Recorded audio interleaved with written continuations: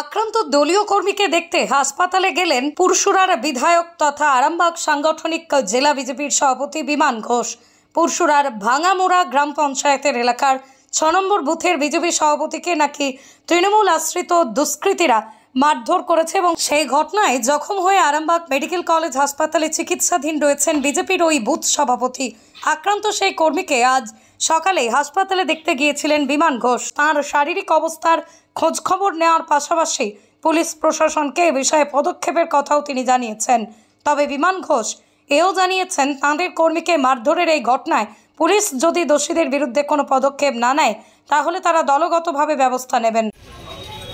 আমাদের পুরসুরা বিধানসভার ভাঙামোড়া পঞ্চায়েতের ৬ নম্বর বুথের সভাপতি তন্ময় মালিক রাজীব দানা ওকে হঠাৎ করে রাত্রিবেলা তৃণমূল আশ্রিত ৫-৬ জন দুষ্কৃতী আক্রমণ করে, মারধর করে।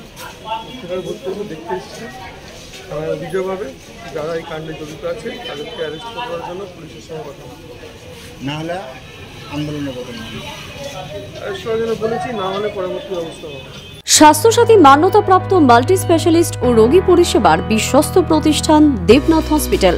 রয়েছে ICU, NICU, USG, TLH, dialysis বিভাগ, ল্যাপারোস্কোপিক, শল্য, অর্থোপেডিক, ডিজিটাল এক্স-রে, বন্ধ্যাত্ব চিকিৎসা সহ উন্নত চিকিৎসা পরিষেবার আরও একাধিক বিভাগ রয়েছে। ঔষধের দোকানও। আমাদের ঠিকানা বাসুদেবপুর মোড়, আরামবাগ, হুগলি। যোগাযোগ নাম্বার 8373074998। এছাড়াও যোগাযোগ করুন 8373074999 এই নাম্বারে।